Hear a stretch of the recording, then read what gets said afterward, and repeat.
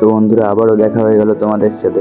আর হ্যাঁ, আমি চলে গেছিলাম একটু বগুলাতে মার দোকানের মার্কেটিংয়ের জন্য। অবশ্য মা আগেই চলে গেছে।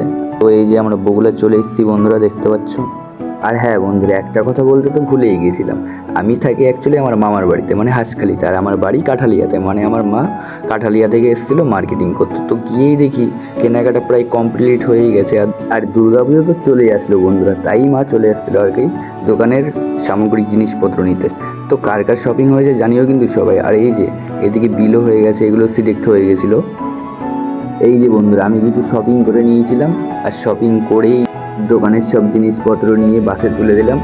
আর মাও মার মতন মাল নিয়ে বাড়ি চলে গেল, আর আমিও বাড়িতে চলে আসলাম। আর এই যে দেখতে পাচ্ছ, এটা হচ্ছে আমার মা সামনে হাঁটছে, আর এই যে এটা ছিলাম আমি দোকানের জিনিসপত্র নিয়ে।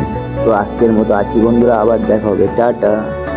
আর হ্যাঁ, কী কী শপিং করলাম না দেখিয়েই চলে যাবো, তাই কি হয়। আমি নিয়ে নিয়েছিলাম দুটো প্যান্ট, আর একটা পোলো টি শার্ট, আর একটা শার্ট, আর নিয়েছিলাম একটা বুট।